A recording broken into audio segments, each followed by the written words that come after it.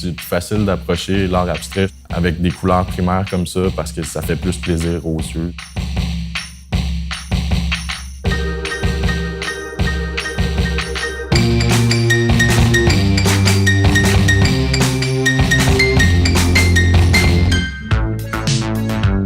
Je m'appelle Mathieu Connery, je suis artiste urbain. Je fais surtout de la peinture urbaine, des murales plus contextuelles. Puis dans le fond, eux autres, ce qu'ils m'ont dit, c'est qu'ils aimeraient bien que l'âme soit un peu plus complète. Plus garnie.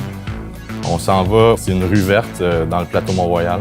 C'est un comité, dans le fond, de voisins qui gère toute cette organisation-là.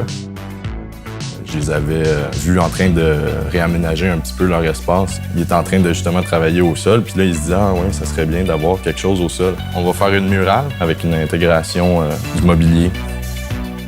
C'est pas Est-ce que tu vas être capable? Je pense pas.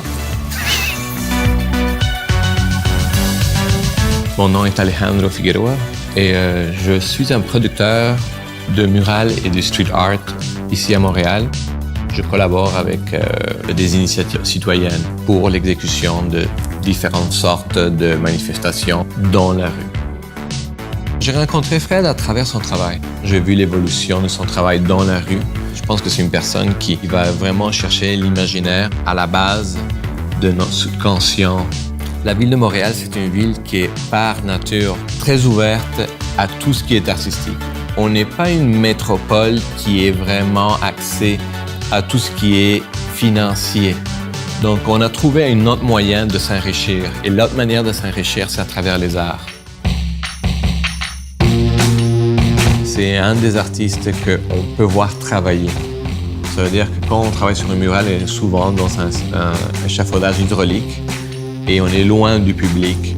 C'est seulement quand ils descendent qu'ils peuvent interagir. Lui, il est tout le temps au sol. Il est tout le temps en présence du monde qui passe autour de lui. Et ça démystifie le travail d'un artiste très, très, très bien. Et ça peut, à la rigueur, inspirer à des enfants à devenir artistes. J'aime bien quand les enfants ou les gens puissent marcher dessus puis juste se dire comme que c'est un autre moyen de ponctuer l'espace puis faire des petites bornes qui puissent te donner des repères. Quand tu marches, qu'est-ce qu'il y a d'autre à part le trottoir?